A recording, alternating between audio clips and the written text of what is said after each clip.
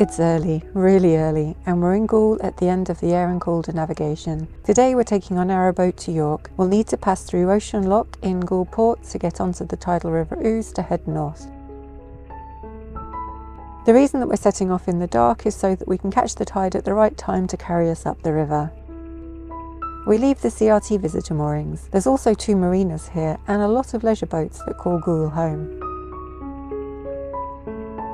We need permission to enter the waters of Goole Port, so Michael uses our VHF radio to request this. They are expecting us as we had to book our passage through the lock ahead of time. There's some really big boats that use the dock, so it's important for us to know that none of them will be manoeuvring as we try and go past. It's quite exciting cruising through a working port. I just wish it was a little lighter so we could actually see a bit more of what's going on, as it's a fascinating place, especially for boaters like us who are just used to travelling on quiet canals and rivers. Goole Port is actually the UK's most inland port, and we're 50 miles from the sea here. The port handles 1.5 million tonnes of cargo every year, and that cargo includes timber, steel, construction materials, biomass and wind turbines. There are 3 locks that connect the docks to the river: Victoria Lock, Ouse Lock and the one we'll be using, Ocean Lock. There's also 8 docks and 2 dry docks. The port opened over 200 years ago when the Aire and Calder navigation was completed, and by 1840 Goole was exporting 100,000 tonnes of coal each year. We passed through South Dock and then under the road bridge into Barge Dock, where H&S Fairness is unloading, or loading. She's almost 90 metres long and from here seems to be heading to Rotterdam. We hear the siren that indicates that the top locks are opening for us, and then we can take a sharp right turn into the lock itself.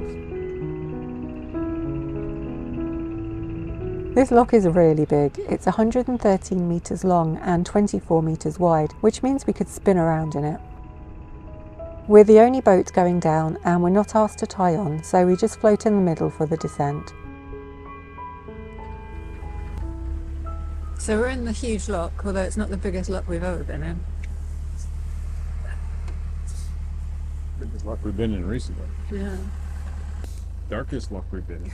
Darkest lock we've ever been in. And I'm still nervous because the guy who answered the call when we said we wanted permission to come into the port said The fog is lifting. Is lifting. We're in the fog right now. This is as bad as the fog gets. Okay, well. Well, I say that. This is as bad as the fog gets here. Oh, we're dropping already. Mm-hmm. I remember this being quite quick. Well, it's all going to depend on the height of the tide in terms of how far we're moving. Oh, look at the control tower. You can see in the big CCTV screens. Oh, there's someone up there. Yep, there's a camera up there watching you, watching them. Oh, better not do that. It can probably see at night in a way you can't. Oh, I can see a little bit of light in the sky. That's hopeful.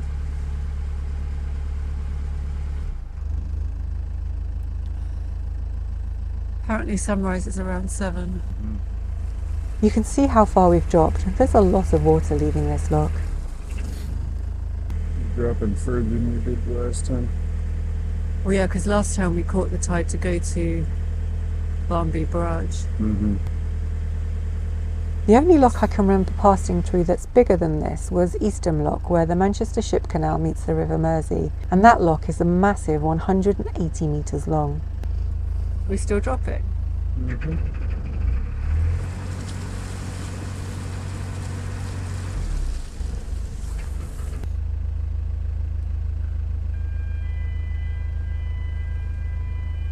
The sirens begin again and the bottom gates start to open up onto the river beyond, revealing, well, not a lot really. All we can see is foggy darkness.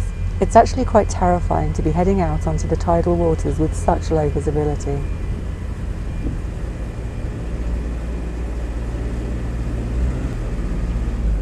Oh my goodness.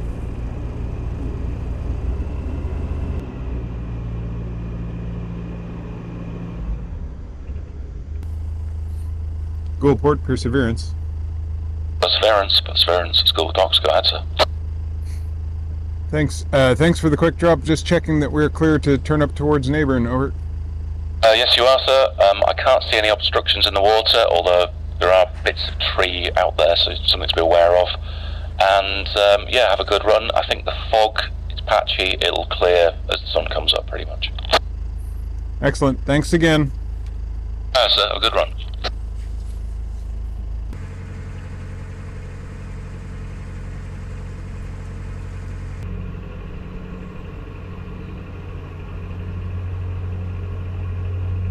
Okay, blind. We'll let go of the headlands first forward, and then down and up we'll let go of this green after. Blind turn to the north because I don't see the other side at all.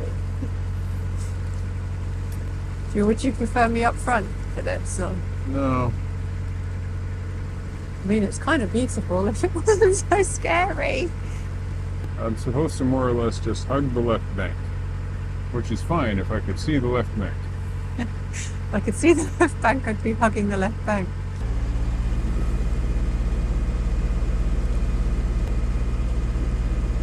Still, that's your headlights gone and clear. Headlights gone and clear, man. Okay, I think we can turn off the tunnel light. It's not doing anything for us. I can't see which one it is. It's the one that's up. There you go. Like all it was doing was lighting up the fog. It's so pretty. The sun is finally on its way up and the colours on the horizon are so pretty. Unfortunately, in front of us, we can't really see much at all. On the plus side, the left bank is pretty urban for a while and so quite well illuminated, meaning we can keep clear of the shallows. Anything moving around in the docks here, I'm sure I saw some bars moving around, so that's well clear. Clear of the locks now, it's all yours. Okay, perfect. Thank you. Pretty sure I saw some barge. What? The boat said, pretty sure I saw some barge. Rude. Some barge. This is the entrance to Ouse Lock, and then just beyond that is the entrance to Victoria Lock.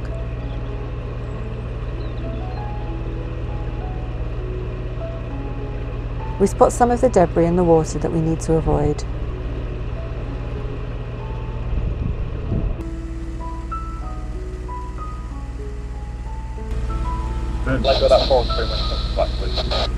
Just a minute or two of sunrise and you can see so much more than we could a minute ago. Yeah.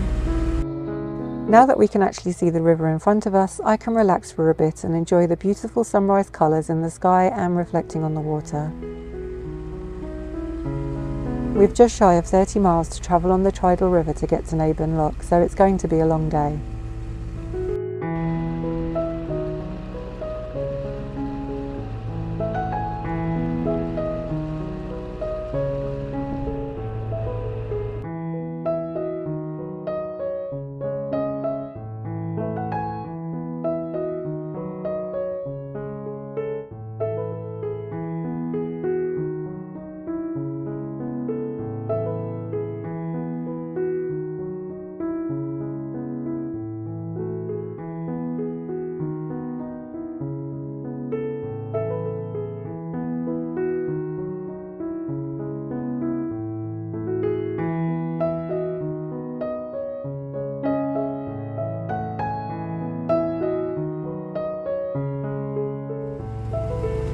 Can you see the bridge?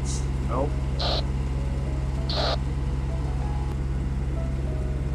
Still a bit of a bend to go around. Yeah.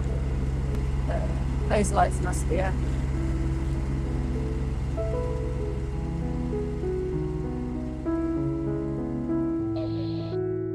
I'm going to leave this vlog here, but please do tune into the next one as we're treated to the most beautiful sights as the sun rises over the river. Thank you so much for watching. Please do click the thumbs up and comment down below and subscribe if you haven't already. It really helps us out.